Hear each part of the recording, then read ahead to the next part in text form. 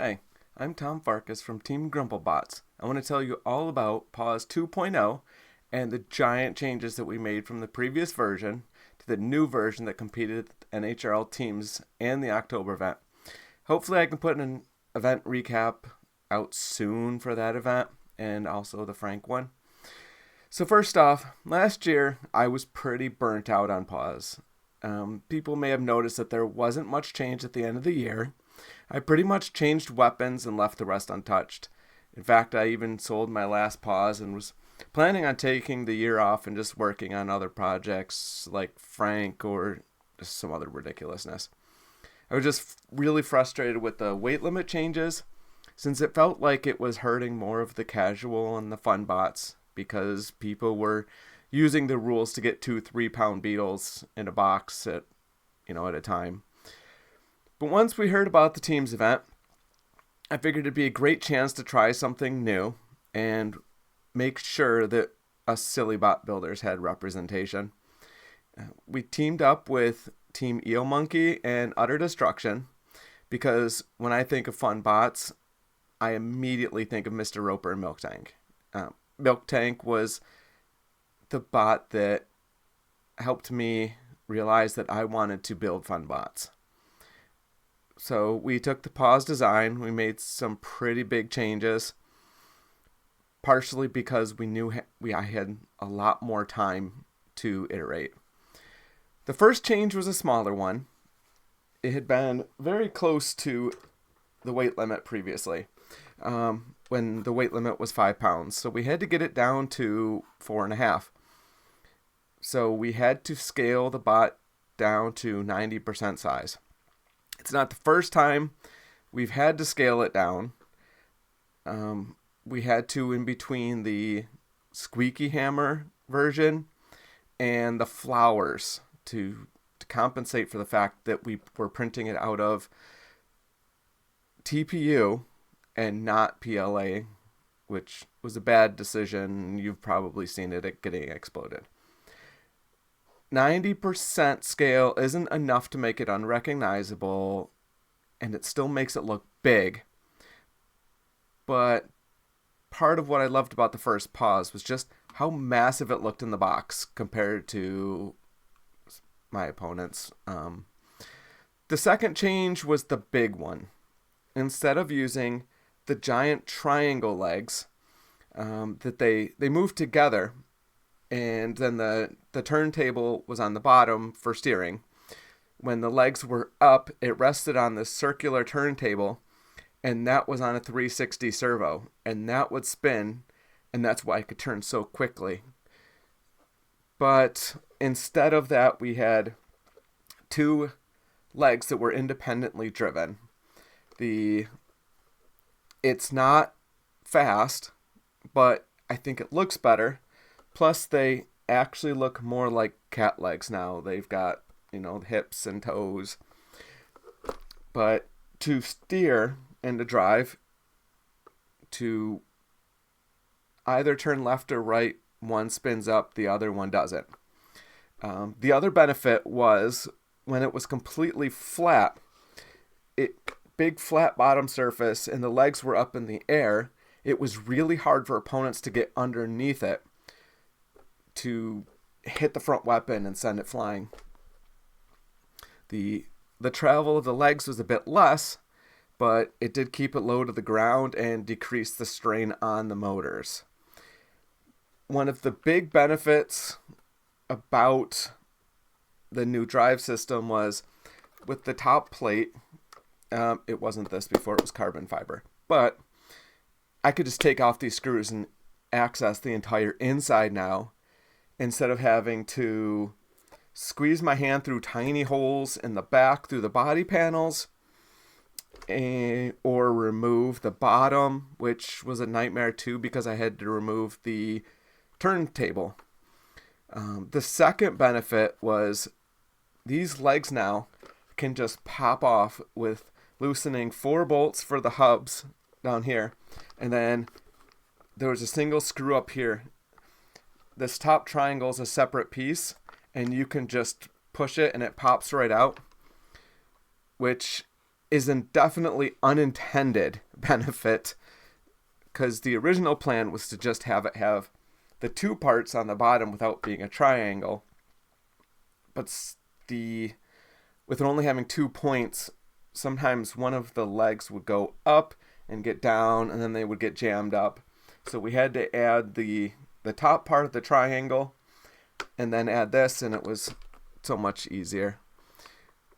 But the drivetrain change was a change that I was nervous about, because I didn't want it to lose the Paws vibe of it being awkward to move and not fast. And I also didn't test it until a week or so before the event. But the third change was to the weapons. They weren't huge changes since they were still servo powered. Ignore the fact that these are giant servos. These are from the Positively Strong from the last event. But one was the smacking paw with claws, which I don't have one right here. But the claws had actual claws, were sandwiched between layers of TPU. So, like these ones. So there was a little bit of TPU in between. I wanted to make them still look like cat claws. It didn't smack hard, but it could hold somebody in spot for control points. It also had one of these lifter arms that was on this one. I made the arms out of 75 aluminum so that I could get these cheap. And when they get hit, they bend instead of sending all of that shock through the servos to break all the servos. Servos are more expensive than a Paws arm. And with how many hits Paws takes, something was going to break, and I'd rather it just be the aluminum. If I didn't have two weapons on, I could also run a steel AR500 steel plate that was on here. This is the one that I ran against Project Liftoff. It was AR500, and it did help. It took some glancing blows, and it's just mounted right onto the side. Another version of Paws that I run at the last event, they had the drum on the front, used the exact same mounting holes. But yeah, screwed right on, had a little bit of a gap in there to help deflect, and it worked great. It worked better against verts even too than I was expecting it to. I'd also experimented with a hammer claw, but I was having motor issues, and with all of the stress of trying to get the bots working for the Teams event, I just ran out of time to get it working. But it was my intention to run it, and I did run it in a grudge at the next event where I ran Frank. So let's get on to the fights. My favorite robots here, we have Pine Victus going up against Positively Hysterical. Pine Victus is one of the best robots on the Leatherbacks team in their 3-pound weight class. It is absolutely vicious. Now, Positively Hysterical, I would never call this bot vicious. I would call it adorable, charming, sweet, and resilient. And also kind of iconic. No, it is amazing how many adorable things come out of Connecticut when you've got a situation like this. This is the cutest murderous cat in the building, by absolutely, far. Absolutely. Tom Farkas, the builder and designer of this robot, great driver, really good builder, still relatively new to the sport. I mean, he hasn't been doing this for all that long. He has built some just iconic machines that we absolutely love. Look at this walking mechanism. Look at these paws. Those paws are just going to slap someone silly. This is the most engineered version of these Paws, too. Look, the sandwich of the 3 different materials on there. It looks like he can actually take some horizontal hits with them. No, and the amazing thing about Positively Hysterical is that, like other robots on this team, it just keeps going. Yeah. It tends to last a lot longer, despite what seems like a weakness on his face. So he's not going to get a knockout, but Tom is looking to get 3 points for a judge's decision for his team by outlasting Pine Victus in this matchup. He's taken on this kind of robot before. He knows what he's doing. This is impressive, Kyle. Positively Hysterical is deflecting a lot of these hits pretty well. Look at that terrifying paw action. Pine Victus getting slapped in the face and returning the favor with a somersaulting kitty in the corner of the arena. Paws continues to run, relatively uninhibited. It is not stuck in this position, but not where it wants to be either. Oof.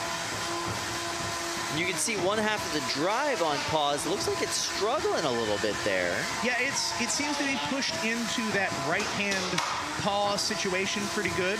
So it's having a hard time. It's just a little lazy paw.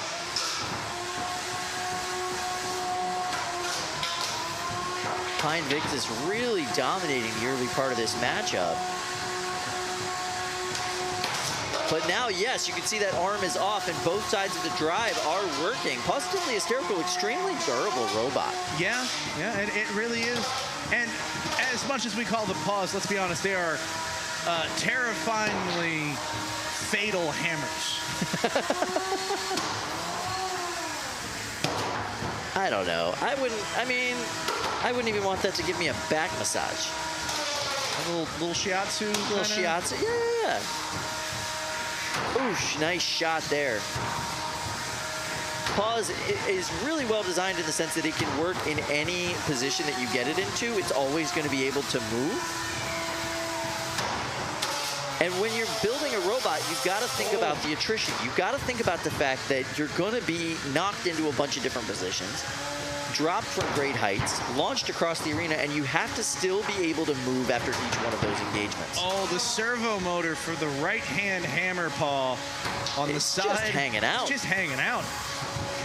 Look at that little guy. He's just hanging out. We're now getting down to the last 30 seconds of this matchup. It does look like this is going to be going to the judges. Pine Victus just getting shot after shot after shot, and Paws just won't die. Yeah, this is using every one of that cat's 9 lives. Yeah, ladies and gentlemen, we are going to be going to a judge's decision here, which is absolutely incredible.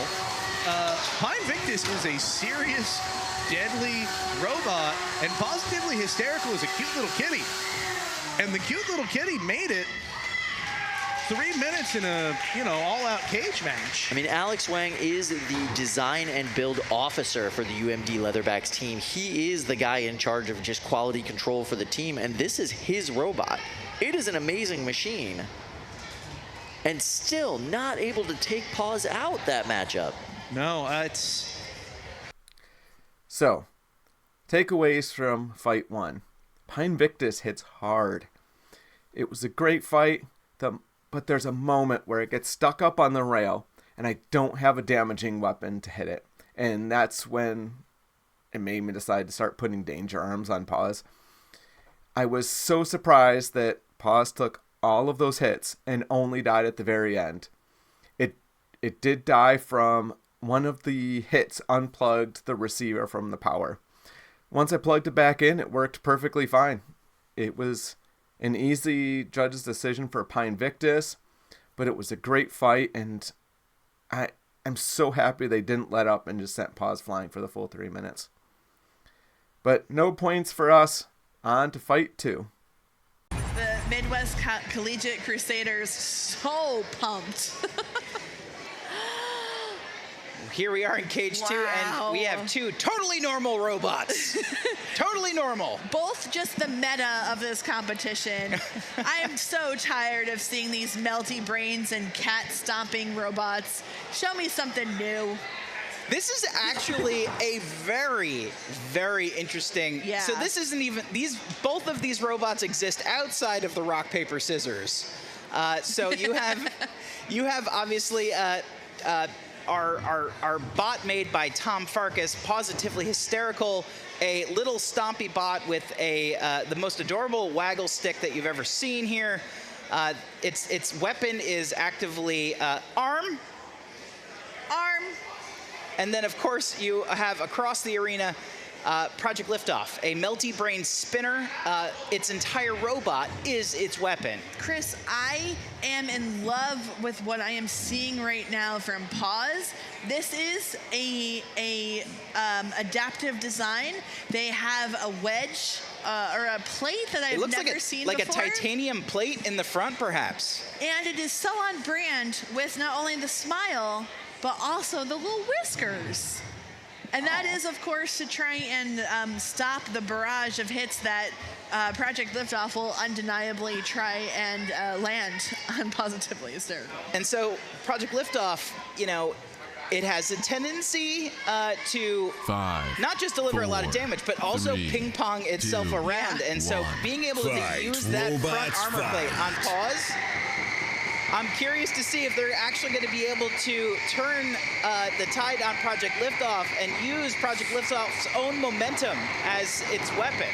Now, one of the things that you don't want to do is let Project Liftoff get up to speed, but because of the movement on Positively Hysterical, that is exactly what it's been able to do. And when Project Liftoff is at speed, it is extremely dangerous. Can it land another hit right here with Paws taunting it? Oh! And it looks like, oh no! The brackets holding that front armor plate on is, they're becoming askew, Lindsay. The cat's mouth is gone. Some whiskers still there. Oh, there we go. Cage 2 getting a little bit sloppier than a litter box right now. That arm on Paws right now really trying to intimidate its opponent more than anything. I think it's actually trying to hail a cab out of there. It's still going though, and Project Liftoff is so well controlled for a melty brain, able to pick those shots. Tom Farkas is now trying to time those aggressive taps from that adorable paw just before Project Liftoff makes connection. Oh no! Get him, Paws! Get him, Paws! Aw. Oh! Oh no! All right, maybe don't. Oh, it's that bent. It's bent, Chris. They say a cat always lands on its feet, but Positively Hysterical is a little sideways at the moment. Its feet still going against all odds. I'll tell you, one thing about Paws is it's for a robot that is mostly printed plastic, it does a great job, even against some of the most destructive robots here. Oh no! Oh, Project Liftoff giving a little love tap there.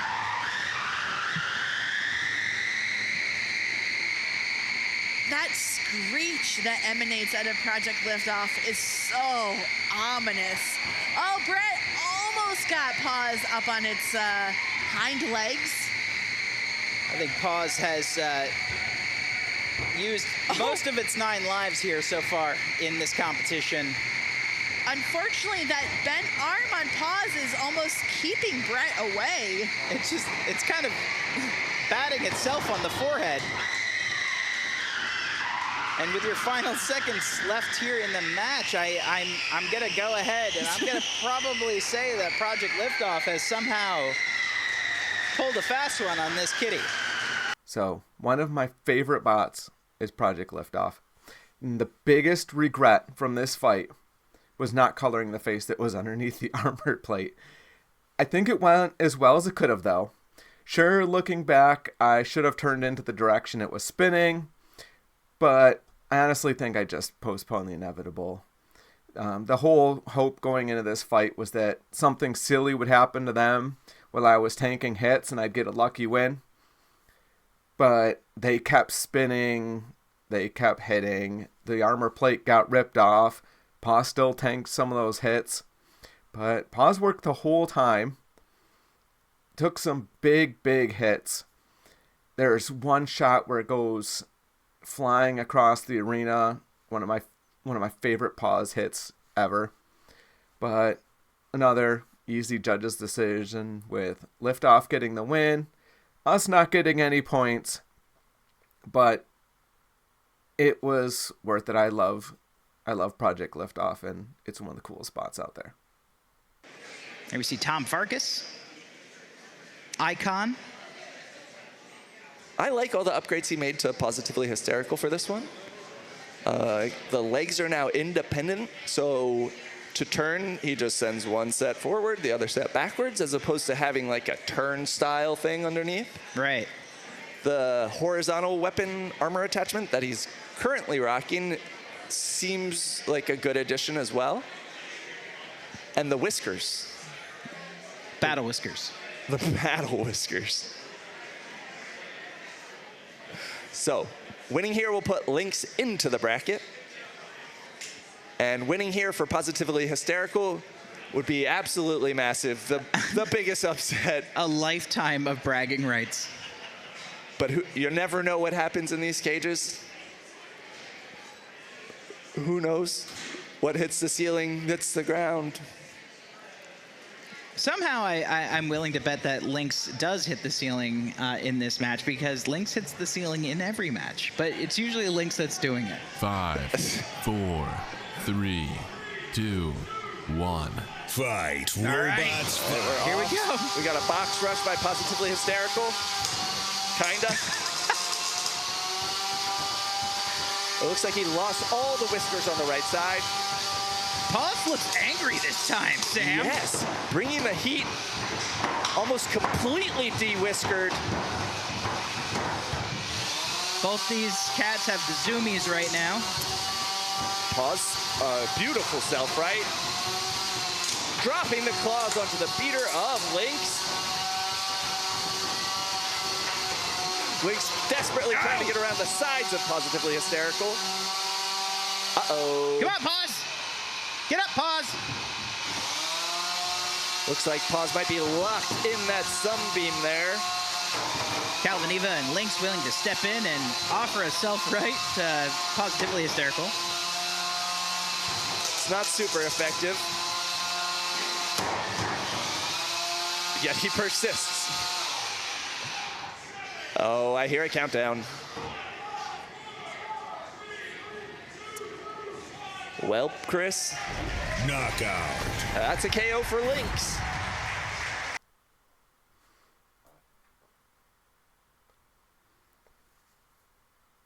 So, fight 3. I finally got to face Kelvin Iba and Lynx. But it was the most frustrating fight I've ever had. And it's all because of a stupid mistake on my part. I had 2 batteries that I was using. One of them unplugged a little bit easier than the other one. And that's the one I accidentally used in this fight. One big shot and the battery came unplugged. I did use it as a lesson learned, and now I zip tie my batteries to the power distribution board, so it shouldn't happen again. This was also the fight where I learned that the wedge works really well against drums and beater bars. There's a spot right at the beginning where it's just face to face and spinning and sending off sparks. And I really, really wanted to last the full 3 minutes. I wanted to put on a good show. But I learned my lesson. It shouldn't happen again. But, you know, there's always another stupid mistake to be made later down the line, and learn from it. But my overall thoughts were that it was a great showing for the new Paws.